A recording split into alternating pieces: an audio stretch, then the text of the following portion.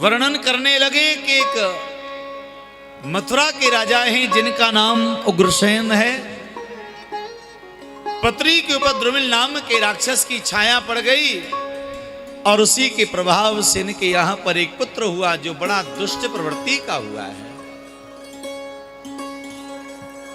ब्राह्मणों से पूछा कि बालक कैसा होगा, तो ब्राह्मणों ने कहा अगर मथुरा में रहेगा तो आपको परेशान करेगा और मथुरा से दूर रहेगा तो फिर चिंता की कोई बात नहीं है। तो ब्राह्मणों के कहने पर कंस को यमुना में प्रवाहित करवा दिया, यमुना में उसको प्रवाहित कर दिया। कंस बहता हुआ जा रहा था। मथुरा से आगे चल के कुछ दूरी पर एक सौरीपुर नाम का गांव है। पहले छोटे छोटे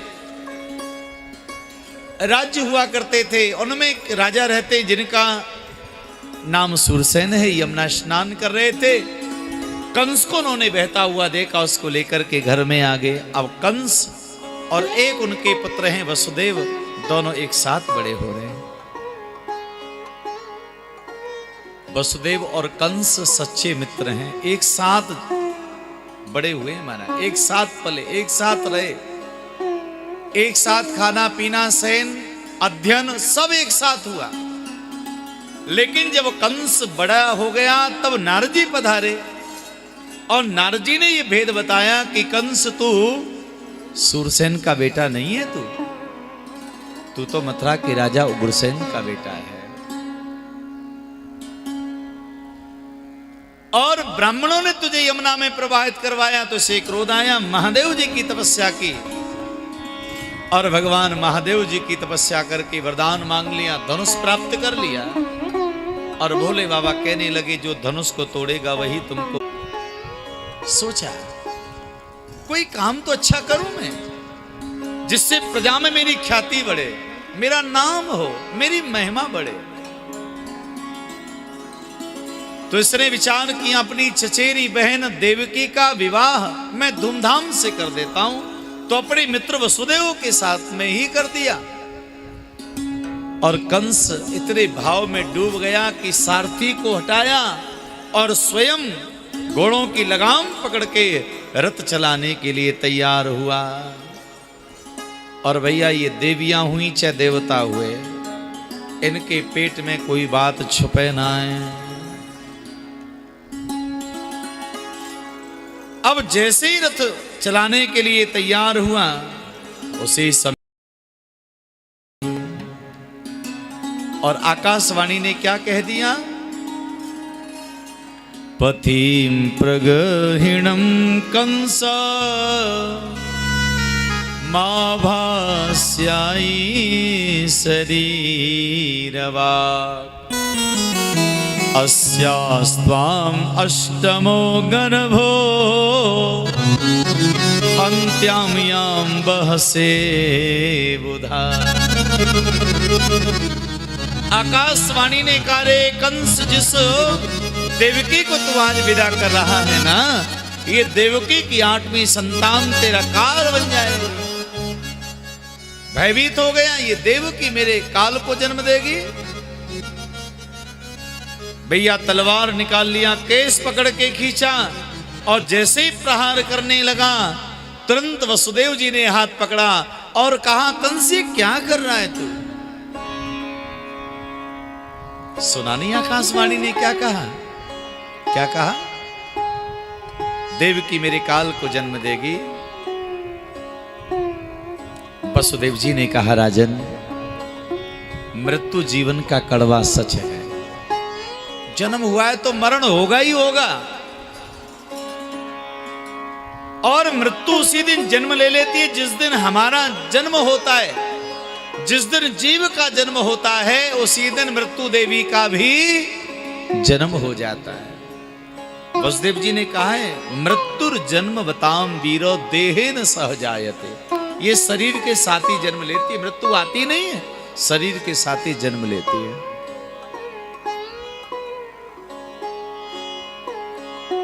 और प्रकृति में अगर सबसे सत्य कुछ है तो मृत्यु है भैया, और सब असत्य जैसा प्रतीत होता है, मृत्यु हमारे जीवन का एक सत्य है। अद्यवाद शतांतेर्वा मृत्युर्वै प्राणिनाम ध्रुवा। ध्रुव माने अटल, अटल है मृत्यु।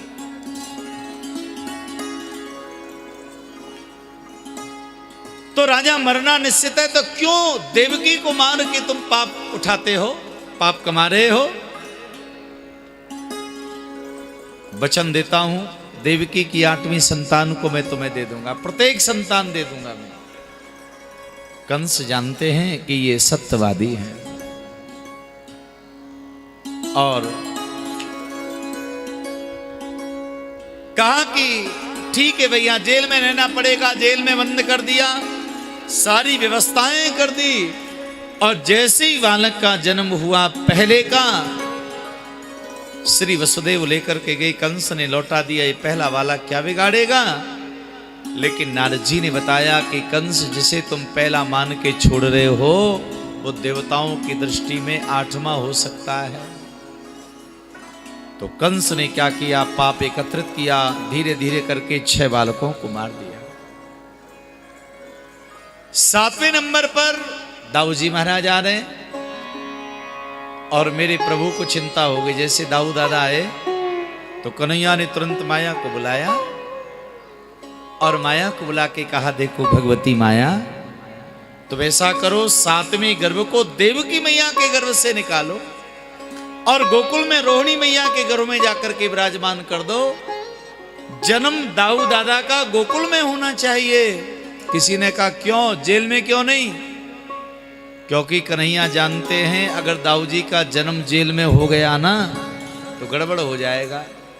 जो भी हमारा भाई जन्म लेता है, ये मामा कंस मारने के लिए चला आता है, दाऊद जी को भी मारने को आएगा। तो जैसे दाऊद जी को मारने को आएगा तो कन्हैया विचार करने लगे, हमारा जन्म बाद में होगा, कंस उद्धार पहले ही हो जाएगा, तो हमारे आने से पहले ही कंस मर जाएगा। इसलिए कन्हैया ने दाऊद जी को आज माया के माध्यम से गोकुल में भिजवाया, और गोकुल में रोहिणी जी के यहाँ पर पहुंचे हैं। कथा आती है महाराज, संपूर्ण समय देवकी मैया के घरों में रहे, रोहिणी माता के घरों में तो दाऊद दादा केवल 5 दिन और भैया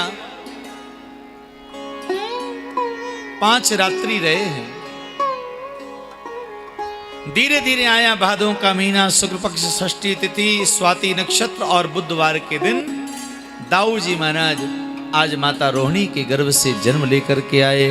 दाऊद जी महाराज की जय। अब तो दाऊद जी महाराज का मंगलमय जन्म हो गया, और उधर क्या हुआ कि अब बड़ी कड़ी सुरक्षा जेल की लगा दी।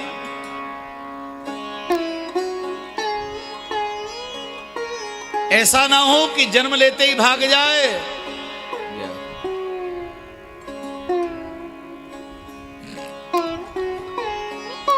भैया तो कंस ने पहरा डबल करवा दिया, ताले डबल करवा दिए, सैनिकों को डबल डबल लगवा दिया। भाव से कहो राधे राधे राधे राधे। बड़ी कड़ी सुरक्षा है।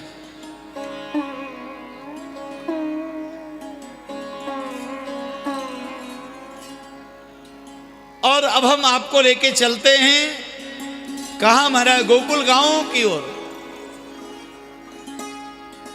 अरे भैया गोकुल गांव में नंद बाबा जो हैं ये ब्रज के राजा हैं। ये नंद बाबा जो है ना, गर्ग संहिता में कथा आती है, नंद बाबा 9 भैया हैं। कितने? 9। और नंद बाबा का नंबर है दूसरे नंबर के नंद महाराज बड़े हैं, उनका नाम है उपनंद। फिर ये है नंद, सुनंद, ऐसे करके नंद नंद करके 9 है महाराज। और उनकी 2 बहन हैं, एक का नाम नंदा है और दूसरी का नाम सुनंदा है। तो नंद बाबा को राजा बनाने वाली बात कही कि भाई नंद जी को राजा बना दिया जाए। तो नंद बाबा ने कहा नहीं, बड़े भैया सुनंद हैं, इनको राजा बनाया जाए, उपनंद है, इनको राजा बनाया जाए। उपनंद ने कहा कि हे भैया आनंद, आप भले आयु में छोटे हो, हमारा तो नाम ही उपनंद है और उपनंद का मतलब होता है छोटा। तुम नंद हो तो बड़े, आयु में तुम छोटे हो लेकिन तुम बड़े हो, प्रजा सब तुमको चाहती है, तुम ही राजा बनो। तो कहा ठीक है। तो नंद महाराज को राजा बना दिया गया, नंद जी राजा बन गए और नंद जी का विवाह हो गया यशोदा जी के साथ में। भैया नंद बाबा को जब विवाह भयो तो नंद बाबा की आयु ज्यादा नहीं, महाराज 15 ही वर्ष के, और यशोदा मैया भी उतनी होंगी। लेकिन नंद जी को सब लोग बाबा कहते हैं। क्यों? कभी आपने किन्हीं किन्हीं परिवारों में देखा होगा कि लोगों की उम्र कम रहती है लेकिन उनका कद ऊंचा रहता है। छोटे छोटे बालक हमारा काका और बाबा लगते हैं। तो ऐसे नंद बाबा गोकुल गांव में उनका पद ऊंचा है। आयु छोटी है लेकिन आयु छोटी होने के बाद भी नंद जी रिश्ते में ब्रजवासियों के बाबा लगते हैं, तो लोग उनको बाबा कहते हैं। अब यशोदा मैया जब घर में आई, नंद बाबा और यशोदा जी को आप, तो जब यशोदा जी पधारी, यशोदा मैया का जब आगमन हुआ तो सब लोगों ने यशोदा जी को मैया कहा। और भैया आप जानते हैं जैसे यशोदा जी को मैया कहा तो यशोदा जी को बुरा नहीं लगा। अब महाराज आप जरा विचार करिएगा, अब नई कोई विवाहिता है, नई नई बहू है, और नई नई बहू को अगर कोई मैया और दादी कह के बोले तो बताओ कैसो लगेगा। बाकी आजकल को समय ऐसो महाराज, अगर काऊ से मैया कह दी जाए, आंटी जी कह दी जाए तो बड़ो बुरो लग जाए। हाँ, बोले नंद महाराज की, यशोदा मैया की। नंद बाबा यशोदा जी अभी अभी गोकुल गांव से आए महाराज, तो एक बार जोरदार ताली बजा करके आप लोग स्वागत करेंगे।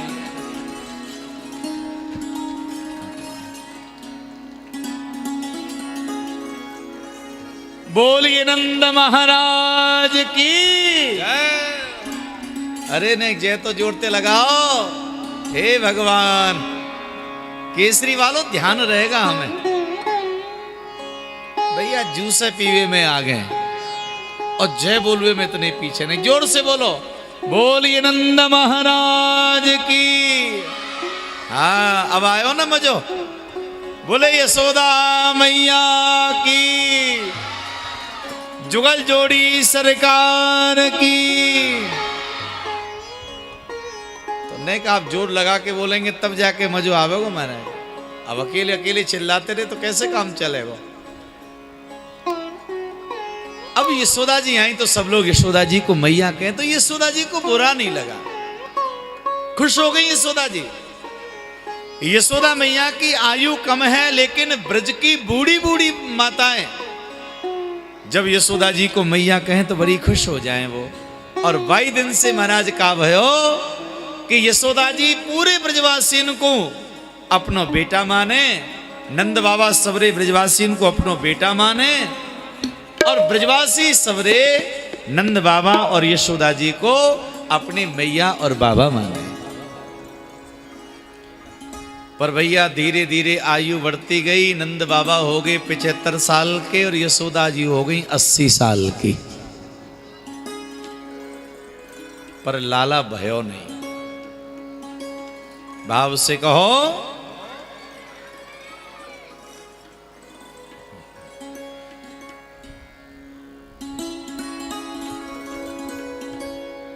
अब बड़ी चिंता। तो नंद बाबा ने ब्राह्मणन से कही, बोल महाराज नहीं बताओ घर में लाला कब तक रह जाएगा। जय हो धर्मा। हमारे नंद बाबा कितने दिव्य महाराज। एक बार भाव से कहिए, वो नंद महाराज की। अच्छा एक बात बताओ, नंद बाबा कैसे लग रहे हैं, सही बताओ पहले। सुंदर लग रहे हैं ना? और यशोदा जी सुंदर लग रही है महाराज। तो नंद बाबा यशोदा जी आज विचार करने लगे, आयु बहुत ज्यादा है कि लाला भयो नहीं, तो बताई भैया ब्राह्मणन की सेवा करो सोई लाला है जाएगा। तो नंद बाबा ने यशोदा जी ने ब्राह्मणन की बड़ी सेवा करी, बड़ी सेवा करी, अनुष्ठान करवायो। भैया अनुष्ठान जब पूरा है गयो ना, तब ब्राह्मणों के चरणों में नंद बाबा ने प्रणाम किया और नंद बाबा हाथ जोड़ के बोले कि महाराज अपने बढ़िया सो आशीर्वाद दो। तो ब्राह्मण आशीर्वाद देने लगे, नंद जी आयुष्मान भवो। नंद बाबा बोले ने महाराज बढ़िया सो आशीर्वाद दो। फिर ब्राह्मण ने कही नंद जी कीर्तिवान भवो, यशवान भवो, बलवान भवो, धनवान भवो। नंद महाराज बोले आपने आशीर्वाद इतने दे दिए पर महाराज मजो नहीं आयो। एक आशीर्वाद ऐसा दे दो सो मजो आ जाए। सोई ब्राह्मण देवता कहने लगे नंद जी पुत्रवान भवो।